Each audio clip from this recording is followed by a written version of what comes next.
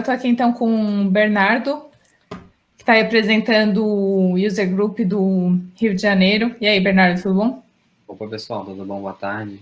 Estou tentando compartilhar a tela aqui. Beleza. O Bernardo hoje vai falar para a gente de inteligência artificial na AWS. Apareceu aqui. Beleza, Bernardo, eu vou te deixar fazer a apresentação aí, depois a gente conversa. Tranquilo.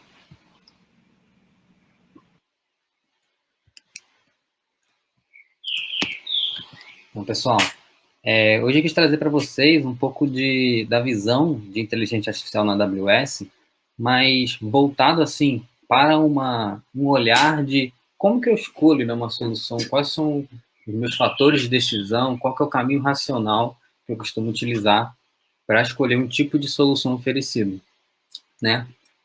Para começar me apresentando um pouco, eu sou líder técnico hoje do time de dados da Solve, inclusive estamos contratando, se alguém estiver procurando aí. Eu tenho a certificação de Machine Learning Specialist da AWS, sou Community Builder de Machine Learning e participo também do programa de Machine Learning Black Belt, né, da AWS. Tá aí meu LinkedIn para se quiserem entrar em contato. Para começar, antes de tudo, sempre que a gente pega um problema de Machine Learning, é interessante a gente começar a se questionar se aquilo ali realmente se enquadra, né, dentro de um problema de inteligência artificial. Então, as primeiras coisas que eu faço poxa, isso aqui realmente é um problema de inteligência artificial? Como que isso surge, né?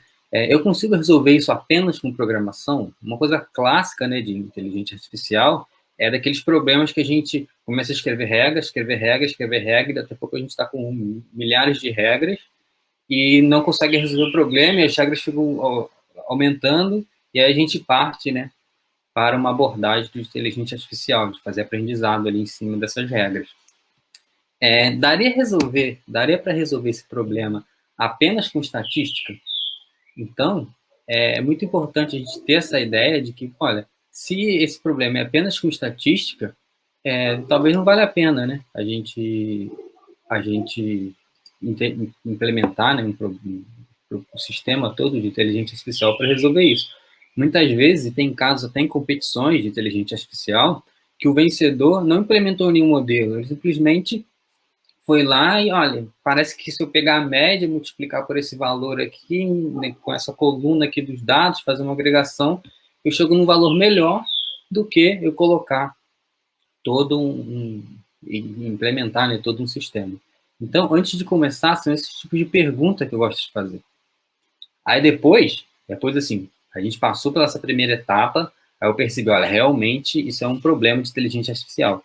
Então, vale a pena eu começar a pensar em modelos, em algoritmos para resolver isso. E outra coisa, também importante pensar, baseado no momento que eu estou olhando.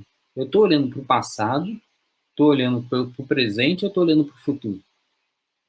Qual que é a visão de negócio aqui que eu estou tentando responder, né? Eu tenho um problema e eu estou tentando resolver esse problema, mas onde que está, né, no tempo esse problema? Se eu estiver lá no passado, geralmente a gente está falando de Business Intelligence, está falando de BI. No presente, a gente está falando de aplicações de tempo real, como até anterior aí do Guilherme, falando de Kafka ou de Kinesis, de alguma coisa que consiga analisar os dados que estão passando ali em tempo real. Geralmente, quando eu estou olhando lá no futuro, aí sim eu estou pensando em inteligência artificial, que é baseado nos dados históricos do passado, eu vou tentar prever, né? Vou tentar estimar o futuro, olhar o futuro. Então, quantas vendas eu vou ter no próximo ano, quantas vendas eu vou ter no próximo mês. Então, isso são exemplos de aplicação. Passado, né, dessa primeira etapa, a gente decidiu que é um problema, então, de inteligência artificial, é enquadrado em problemas clássicos, às vezes, de inteligência artificial. E quais são os tipos, né, de serviço que a AWS tem? Antes de mostrar esse serviço, eu gosto de sempre passar uma visão de três tipos, né, dos tipos de profissional que usam inteligência artificial na AWS.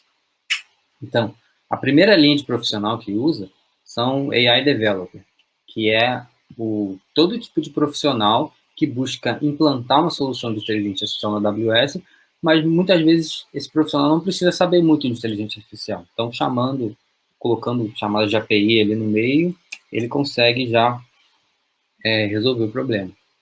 Tem a segunda abordagem do AI Engineer, que é a abordagem de profissionais que vão desenvolver ali dentro, então já precisam saber mais sobre inteligência artificial para desenvolver modelos, para fazer testes, implementar ali o ciclo de vida de inteligência artificial. Então, tem serviços especiais para esse tipo de profissional. E tem os cientistas, que em geral estão desenvolvendo algoritmos novos, fazendo coisas novas. Então, esse tipo de profissional, às vezes um framework não se enquadra no que esse profissional precisa. Ele vai desenvolver do zero e qualquer tipo de restrição para quem está desenvolvendo não é legal. Então, para deixar esses profissionais com mais liberdade, você está fazendo um projeto de pesquisa e quer desenvolver um modelo novo, ou você trabalha numa startup, tem uma startup que está desenvolvendo modelos novos o tempo todo, é interessante ter mais liberdade nesse ponto. Essa aqui é a stack, né, de serviços de machine learning na AWS. Então, olhando aqui, você vê, a gente tem AI Services, ML Services e ML Frameworks e Infrastructure. Como que isso se enquadra, né, naquela visão que eu passei para vocês anteriormente? Os developers, a gente vai estar falando dessa primeira stack. Então, a primeira stack vai ter o serviço de, por exemplo, Amazon Recognition, né, que foi até utilizado na palestra anterior do Arthur, que a gente não precisa de um conhecimento muito aprofundado de como funciona a classificação de imagem. A gente vai mandar a imagem lá e essa classe aqui de serviços, de AI Services, elas vão responder para a gente sem problema. Então, tem Recognition para imagem, tem Poly para voz, tem Transcribe, tem Text Extract, tem Lex para chatbot, tem vários. Esse aí, ó, Epires da Silva, o cara é bom de ouvido ainda, identificou os trincafés aqui do meu pai. E segundo classe de serviços aqui é serviços para os AI Engineer. Então, é o SageMaker, que é o carro-chefe, que vai ficar responsável por todo o tratamento aqui e orientação do desenvolvimento de machine learning dentro do ambiente da AWS. Então, o SageMaker aqui é o principal ator. Baseado agora na necessidade de um cientista que está pegando os modelos, está desenvolvendo ali coisas novas, a gente usa a terceira classe, que é o ML Frameworks ou Infrastructure, que aí a gente vai ter acesso a recursos como na visão de uma máquina virtual, né? Entrar, então, ter containers, ter AMIs ali com um ambiente já proposto para machine learning, que você vai lá e desenvolve livre, né? Sem necessidade de utilizar nenhum framework. Então, tem como utilizar máquinas de GPU, e usar FPGA, fazer simulação, né, de sistemas embarcados ali dentro da AWS. Então, tudo isso na stack de baixo. Então, essas são, assim, a gama de serviços e para que cada uma delas serve. Então, o próximo passo é pensar assim, tá, beleza. Dentro disso, como que realmente eu escolho, né, como que o serviço que eu vou utilizar? Como começa essa tomada de decisão? Então, assim, quais são os prós de cada um? AI Services, a gente tem muita velocidade de implementação. Então, eu vou pegar um serviço que eu vou chamar pela API, começar a fazer chamada de API, e esse serviço vai responder lá o problema, o desafio que eu estou tendo, de um jeito muito rápido. O custo, geralmente, operacional é muito baixo, porque a gente não tem que ficar gerenciando infraestrutura, tem que ficar tomando conta para ter alta disponibilidade, mas a gente deixa essa responsabilidade lá com a AWS. E não exige muito conhecimento, né, de inteligência artificial. Às vezes, quase nenhum entendimento. Eu quero fazer uma classificação de imagem.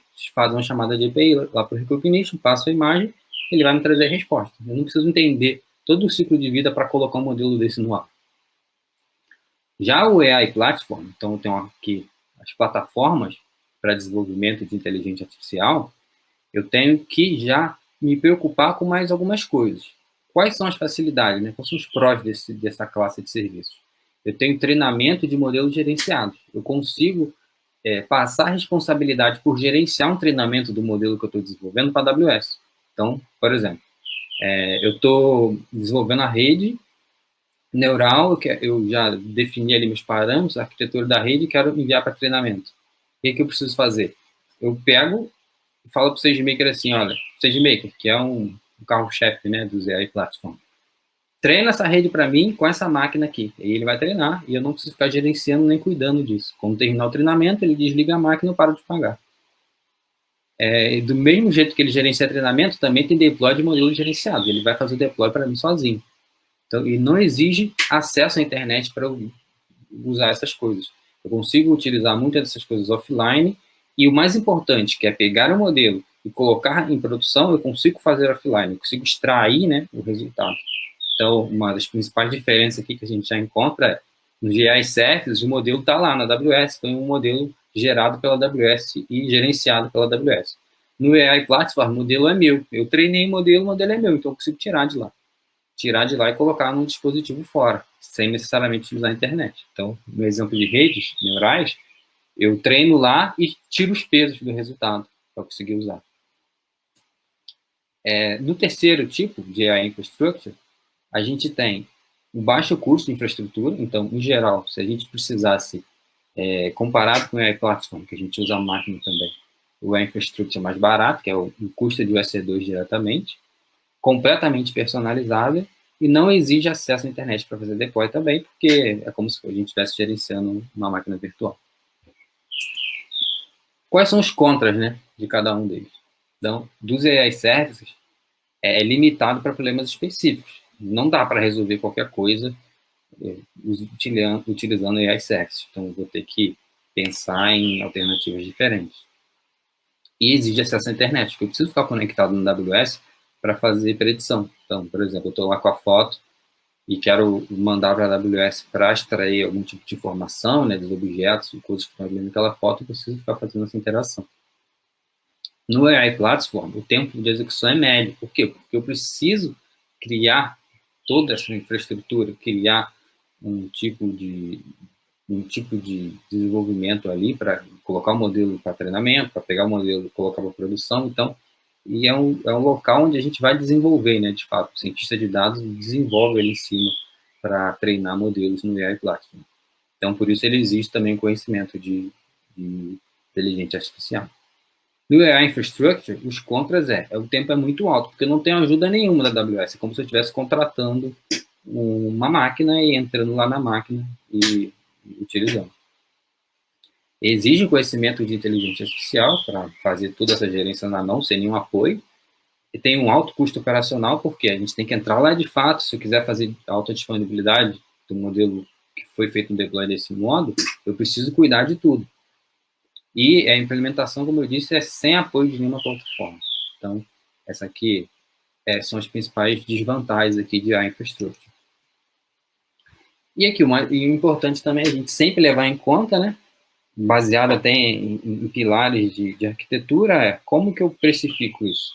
Então, o AI Services, eu precifico sempre, a maioria das vezes é por quantidade de requests, quantas vezes eu chamo o serviço e quanto de volume de dados é processado ali dentro daquele serviço. Então, geralmente, vou ser precificado desse jeito. Recognition, por exemplo, você é precificado cada predição que você faz. Depende, se for usar o vídeo do Recognition, você vai ser precificado também pelo tamanho, né, do vídeo que vai ser processado. Então, está baseado mais ou menos nesses dois pontos. O AI Platform do meio, ele é precificado em horas de uso. Então, se eu estiver utilizando lá o SageMaker para fazer um treinamento, eu vou pagar pelas horas de treinamento daquela instância. E a taxa, existe sempre uma taxa de uso por uso dessa plataforma. Então, uma máquina no SageMaker e uma máquina lá dentro de um EC2 direto, a do SageMaker é um pouquinho mais cara, porque tem um custo extra de uso da plataforma. E o AI Infrastructure é uso de hora do C2. Então, se eu quero uma máquina com GPU, eu levanto uma máquina e coloco lá. E é isso que eu vou pagar, normalmente. E por onde eu começo? Sempre, sim, a abordagem interessante é pegar de AI Services e ir vindo até o AI Infrastructure, seguindo essa série. Por quê? Porque os AI Services a gente já tem as coisas mais implementadas, de mais fácil implementação.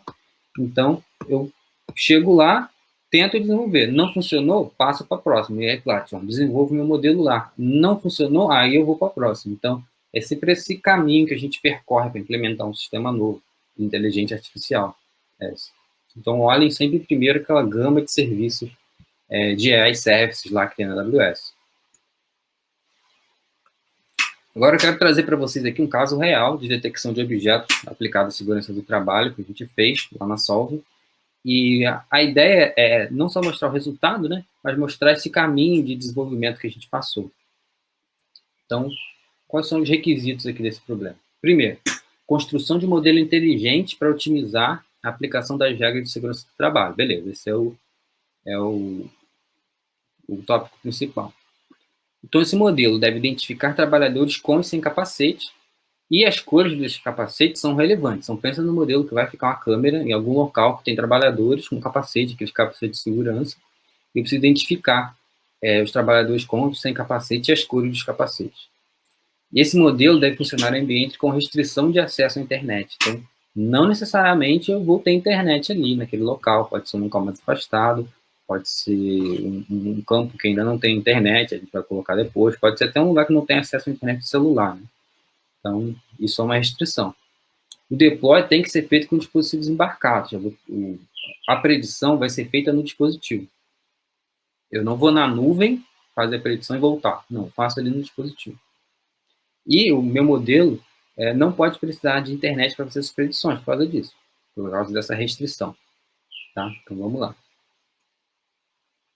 Primeiro teste. A gente entra lá no Amazon Recognition,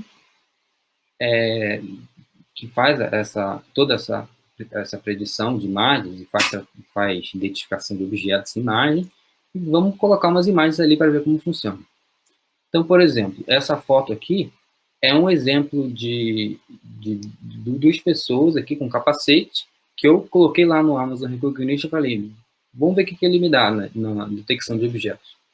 Aí percebe que ele identifica ali pessoas, tá vendo? Ele colocou um bounding box, uma caixinha em volta das pessoas ali, e em uma delas ele identificou ali o capacete, colocou ali helmet, lá embaixo, 73,9% de confiança da identificação desse capacete.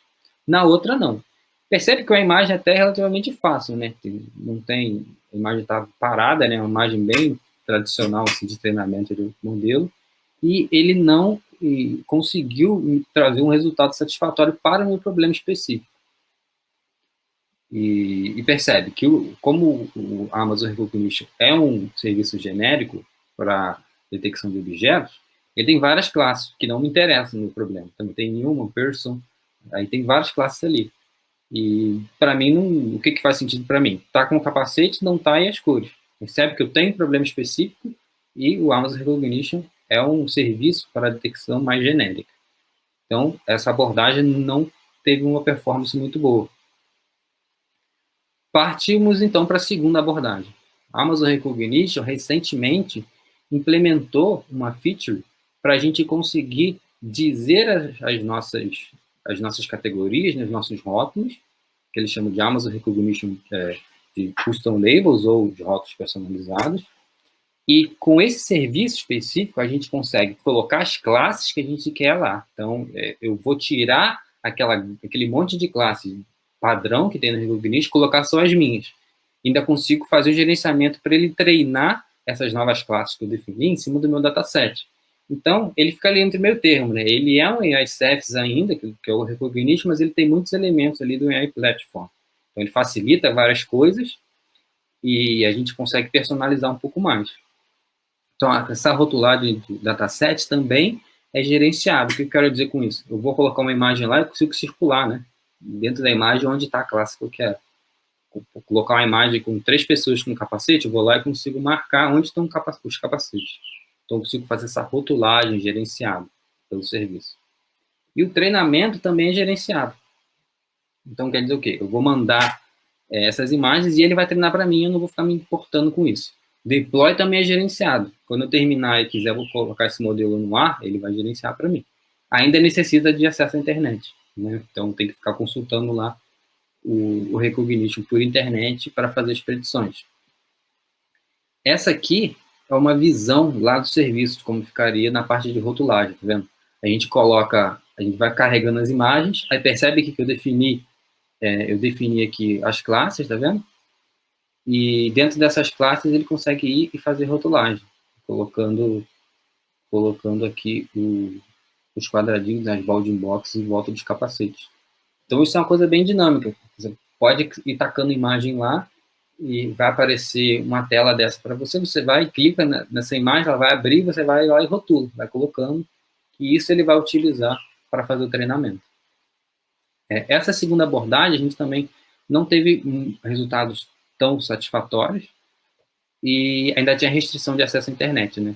Então, normalmente, você pode encontrar bons resultados aqui, então é interessante fazer um teste. Então, o teste é muito rápido, tacar as imagens lá, rotular, mandar treinar e tá no ar, assim, tudo com clique, né?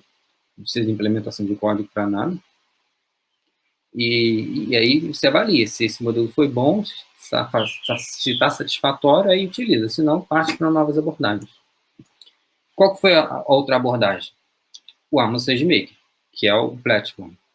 Então, utilizando o Amazon SageMaker, a gente tem essa plataforma para desenvolvimento do modelo, de fazer o treinamento, né, gerenciado por código, e fazer essa extração do modelo treinado para fazer o deploy no dispositivo embarcado. Então, eu posso brincar ali em ter inteligência artificial com predição de borda, né, utilizando o dispositivo de IoT, para fazer a predição. Isso tudo fazendo um treinamento lá na nuvem, lá no SageMaker. Não quero treinar nada aqui localmente. Então, uso o SageMaker para fazer tudo, terminou, eu tiro de lá e coloco no meu dispositivo para fazer o treinamento. Essa foi a abordagem escolhida, né, que a gente fez. Então, nesse ponto específico, eu não tenho restrição falando do modelo, né, eu não tenho muita restrição em cima de modelo. Eu consigo pegar, por exemplo, um artigo científico que fez testes com vários modelos e disse, olha, realmente, para fazer bounding boxes de imagens, de imagem de tipo de capacete ou de qualquer classe de problema que você está trabalhando, a arquitetura de rede é essa. Eu consigo pegar uma arquitetura, transformar, utilizando algum framework e fazer o treinamento no SageMaker. Então, a gente fica bem livre aqui em cima do modelo, né, para trabalhar. Aí, como que funcionou isso, então? Como que a gente implementou essa arquitetura? Vamos lá. Primeiro ponto, a gente precisa extrair essas fotos.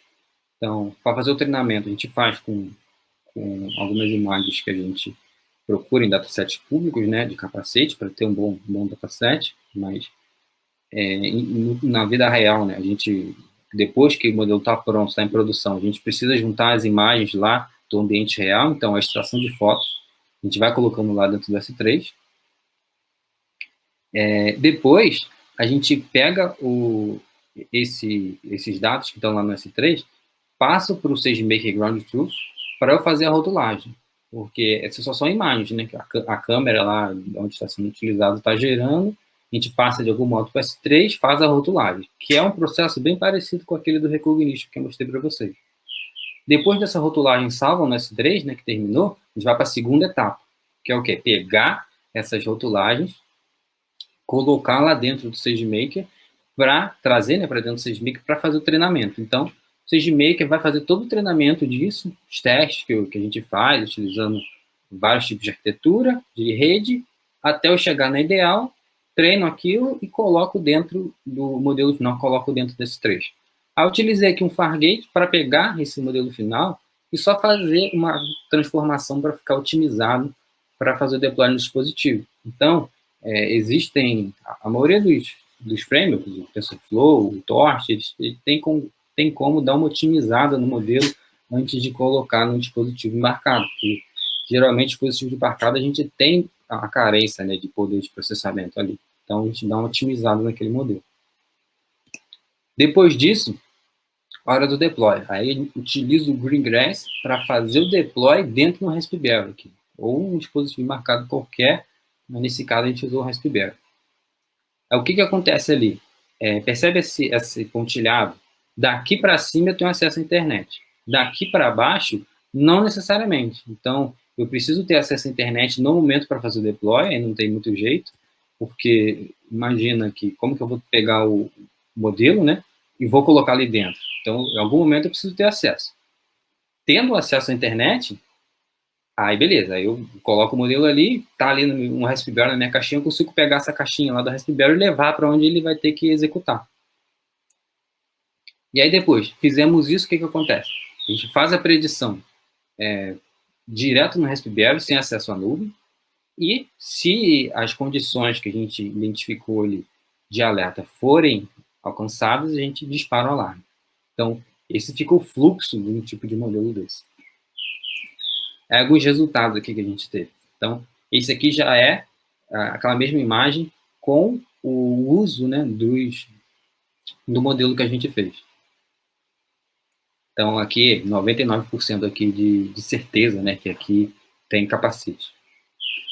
E essa aqui é outro tipo de imagem. Então, essa aqui tem um pouco mais de dificuldade, principalmente nessa pessoa aqui, percebe que está de costa, o capacete está meio cortado, a gente está vendo um pedacinho do capacete só, e está um pouco mais longe que os outros. O modelo deu 69% ali de certeza. Então, com 69% de certeza, quer dizer o quê? Se eu coloco um threshold ali de, por exemplo, 70%, quer dizer que com 70% nesse ambiente, esse homem aqui não seria identificado. Então, tenho que lidar também eu tenho que lidar ali também com o threshold para conseguir ajustar certinho, para identificar se, olha, vale a pena baixar o threshold e pegar mais erro, talvez, ou deixar o threshold mais alto e pegar só que eu tenho 100% de certeza. Então, isso também é um problema ali de negócio que vale a pena discutir. Percebe essa outra imagem aqui? Está num ambiente mais interno, com muitas luzes, com muito branco, né? E a ideia é que, se a câmera estivesse posicionada aqui, né, ela vai tirando as fotos, e então a pessoa passando ali, uma dessas fotos ela tem que conseguir identificar ali o objeto passando. Então, essa aqui com 99% de certeza que tem um capacete branco ali. Essa aqui, eu acho que é mais legal, que é a imagem do alto, né? Então, essa imagem a gente mudou muito a angulação aqui, junto com as outras. E a última pessoa aqui, que está no capacete com 71.2, essa pessoa está meio que curvada assim para frente, o capacete dela está fora de visão da câmera. E só com um cortezinho de cima do capacete, o modelo conseguiu identificar com 71% de certeza. Então, a gente consegue ter esse tipo de resultado fazendo um treinamento na nuvem. O que eu fiz aqui para fazer isso? Então, eu utilizei um dataset público para fazer esse treinamento inicial. Eu utilizei mais ou menos 2 horas ali de treinamento de uma P3 2x Large Spot. Então, usei Spot para fazer o treinamento dentro do SageMaker e tive ali 70% off no preço da Spot. O que aconteceu? Essas 2 horas de treinamento eu só vou ser cobrado por essas 2 horas em regime Spot. Então, o treinamento ficou bem barato. E a taxa de acerto, né, que a gente usou algumas métricas para olhar isso, ficou em 80%. Então, assim, a gente teve um resultado bastante interessante com esse treinamento inicial com dataset público. Então, qual que é a conclusão aqui que eu queria trazer para vocês disso tudo? A gente tem que ter claro sempre os requisitos, né, do problema que a gente está analisando, para saber o que eu vou utilizar, quais são as minhas limitações. Então, isso tem que estar muito claro antes da gente começar. Segundo, os AI Services é para problemas clássicos de escopo limitado. Então, tem que ficar também na cabeça de vocês que não adianta tentar usar alguns tipos de serviço para qualquer problema que apareça. AI Platform é o local que eu vou fazer personalização de modelo. Então, utilizando o SageMaker. E o AI Infrastructure se eu quero criar algoritmos novos, eu quero implementar frameworks novos, aí eu vou para esse tipo de abordagem, porque eu fico livre, completamente livre de qualquer restrição de serviço. E um ponto importante aqui, que eu até coloquei em negrito, a gente sempre tem que analisar qualidade do modelo versus o custo de implementação. Às vezes eu consigo um resultado satisfatório com o Recognition e gastaria muito esforço, né, muito custo operacional, muito custo de treinamento para ter o modelo que, às vezes, é só um pouquinho melhor.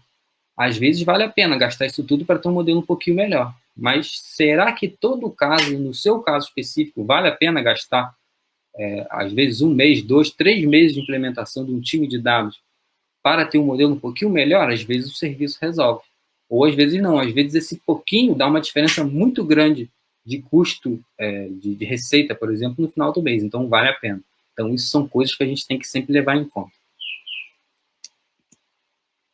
Pessoal, era isso a apresentação. Obrigado aí. A gente vai começar respondendo pergunta aí para vocês. Ó, 30 minutos, gravado.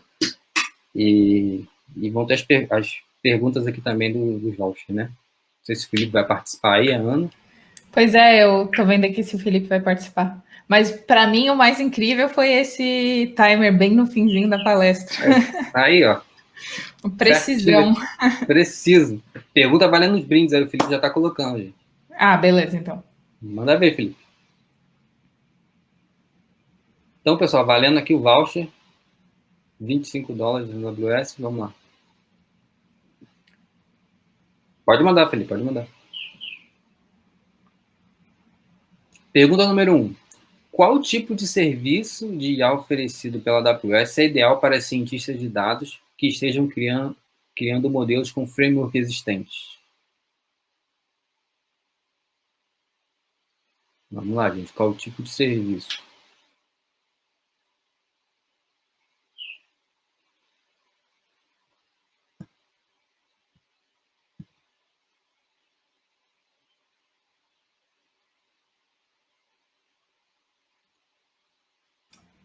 Nenhuma certa ainda. Percebe aqui, pessoal, que eu estou colocando o tipo de serviço, não estou perguntando o nome do serviço. A gente tinha um slide com as categorias, né, de serviço de inteligência artificial lá no começo. Opa, já está começando as respostas mais interessantes agora.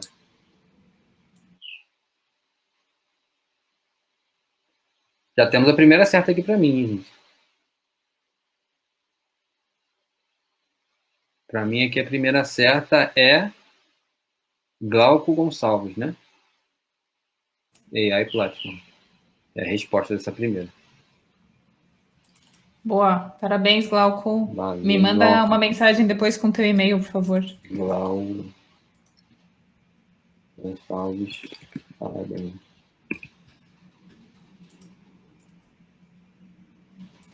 Segunda pergunta. Qual tipo de serviço de inteligência artificial oferecido pela AWS entrega resultados mais rápidos para os problemas clássicos de inteligência artificial?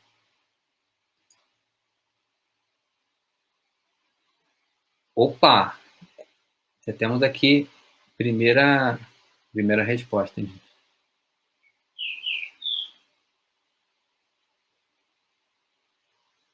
Essa para mim aqui deu R. Guimarães 09.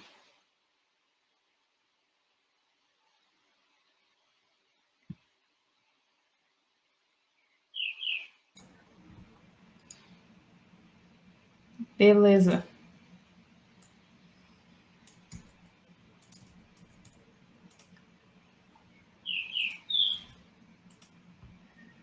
Tá anotado aqui.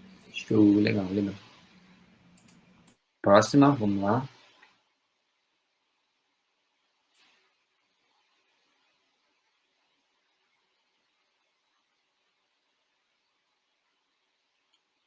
Terceira pergunta. Em qual serviço de AI Service é oferecido pela AWS que entrega classificação de imagem com classes personalizadas?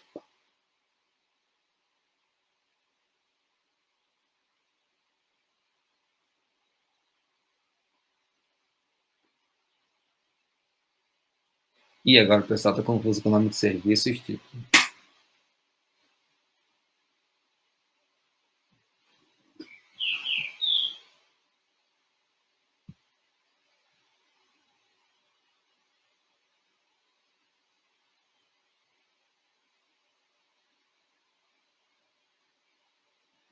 Pessoal, o tipo de serviço com classificação, né? AI Service com rótulos personalizados é o Recognition com rótulos personalizados. O Recognition sozinho, né?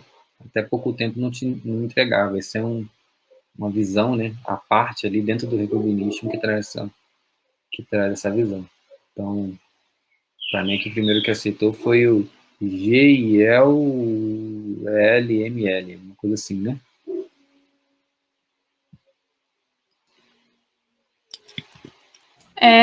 Só tem um porém aqui, deixa eu ver. O GIEL já ganhou 2 créditos. A gente está limitando aí os créditos a 2 por pessoa. Mas ele foi a única pessoa que acertou, né? Foi. Beleza, então. Até porque ninguém respondeu logo em seguida, nem nada, né? Tranquilo, GIEL. Agora as pessoas estão respondendo. Muito bom, gente. Não, beleza. Agora já foi. Agora já foi.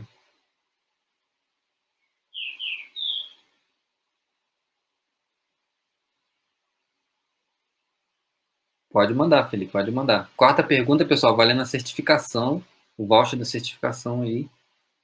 Vamos lá, Felipe, pode mandar.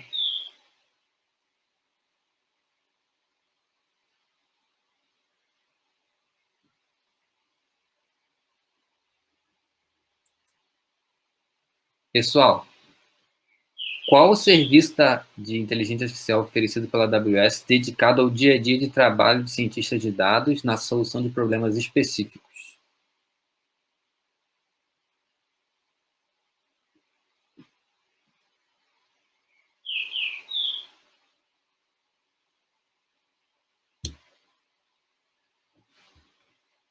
Lá o pessoal está respondendo aí.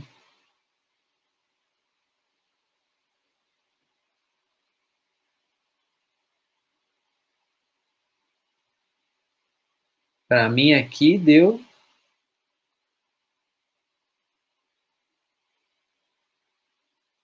Flávio Reici, é isso? SageMaker, a resposta. Aqui a gente está falando do serviço, né? Qual o serviço que a gente...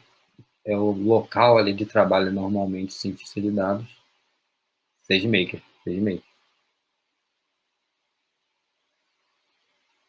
Boa, Flávio, isso aí. Ganhou tua certificação. Parabéns.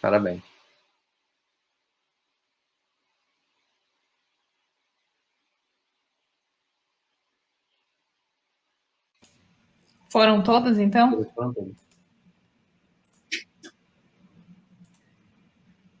Pô, legal. Ficou difícil aí as perguntas sem as alternativas, pessoal. Levou um tempinho mais. Mas o pessoal foi bem.